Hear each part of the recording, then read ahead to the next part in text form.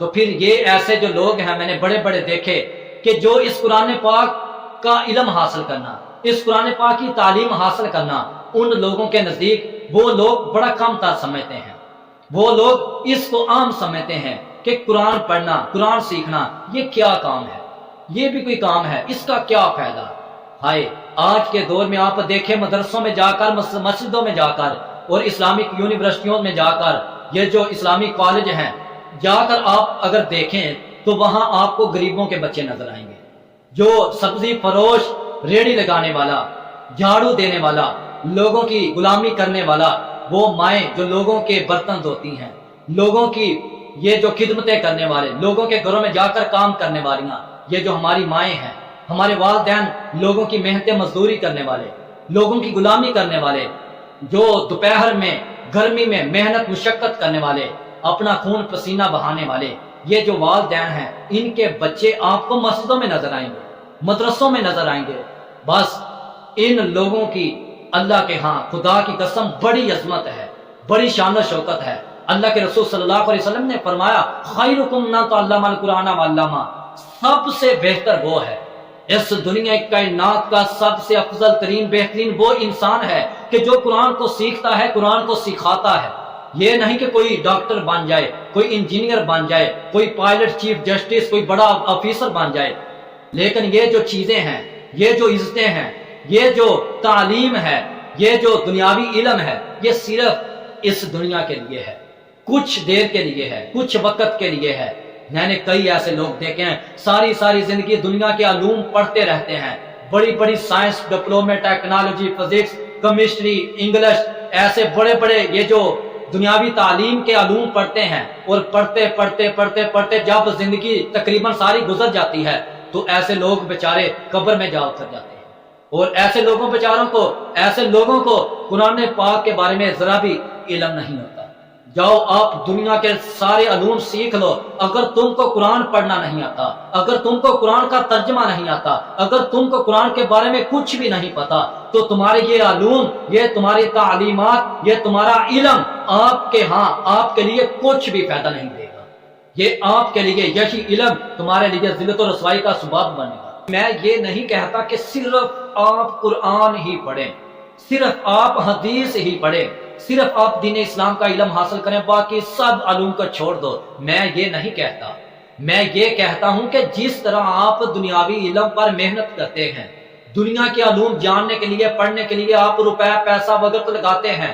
تو اسی طرح آپ کچھ ٹائم، وقت دین اسلام کے علم کو بھی دیں، قرآن کو بھی کچھ وقت دیں، احادیث کا مطالعہ بھی کریں، ساتھ ساتھ آپ دین اسلام کا علم بھی حاصل کریں اور دنیاوی علم بھی پڑھتے جائیں۔ یہ دنیاوی علم آپ کو صرف دنیا میں کامیاب بناتا ہے، اور یہ جو دین اسلام کا علم یہ آپ کے لیے دنیا میں بھی فائدہ مند ہے اور آخرت میں بھی فائدہ مند ہے۔ اس لیے آپ دنیاوی علم کے ساتھ ساتھ 24 گھنٹوں میں آدھا گھنٹہ یا پونا گھنٹہ یا 1 گھنٹہ صبح نماز کے بعد یا رات کو، یا جو بھی آپ ٹائم رکھیں، اس ٹائم میں مخصوص ایک ٹائم رکھیں، اس ٹائم میں آپ آدھا پونا گھنٹہ چند منٹ قرآن و احادیث کا مطالعہ بھی کریں، ساتھ ساتھ اس دین اسلام کو بھی سمجھیں۔ بڑے بڑے جو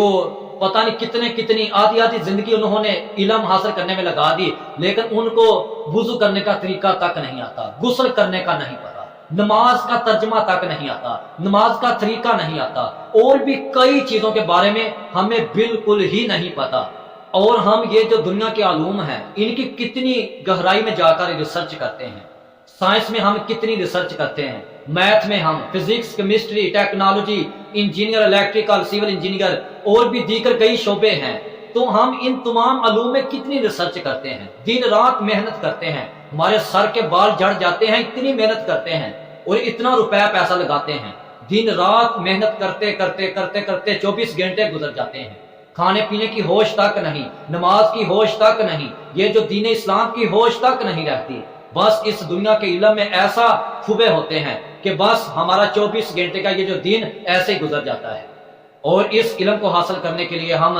کالجوں میں اپنے بچوں کی کتنی فیسیں ادا کرتے ہیں، ایک بچے کی 10 20 25 بلکہ ایک منتھ کے کئی ایسے کالج ہیں، بڑی یونیورسٹیاں ہیں کہ جن میں ایک ایک بچے کی ایک منتھلی ماہ کی فیس 50-50 ہزار ہے، اور ہم اپنے بچوں کو یہ جو دنیا کا علم حاصل کرنے کے لیے جہازوں پر چڑھا دیتے ہیں، اور باہر کے ممالک دیگر جو کنٹری ہیں باہر کے ممالکوں تک ہم اپنے بچوں کو بھیجتے ہیں کہ جا کے علم حاصل کریں۔ اور یہ جو دین کا علم ہے، قرآن کا علم ہے، اسلام کا علم ہے، احادیث کا علم ہے، میرے پیارے پیغمبر صلی اللہ علیہ وسلم کے احکامات تعلیمات کا علم ہے، اس پر ہماری بالکل ہی توجہ نہیں۔ بس ہماری توجہ اس دنیا میں ہے، ہم اس دنیا کی لالچ و حرص، مال و جان، اولاد، اس دنیا کی بس شہرت و عزت میں پھنس چکے ہیں، ہم بس اس دنیا کے پیچھے بھاگ رہے ہیں۔ اور یہ جو قرآن کا علم ہے یہ تو آج کے دور میں بڑا سستا ہے، خدا کی قسم کئی میں نے ایسے علماء دیکھے، کئی قرآن کے قاری حافظ، وہ بیچارے منتیں لیتے ہیں کہ خدارا کوئی آ کے ہم سے پڑھ لے،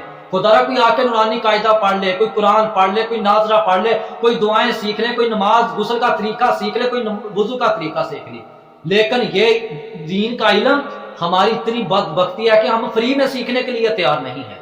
اور ہم ایک ایک بچے کی 8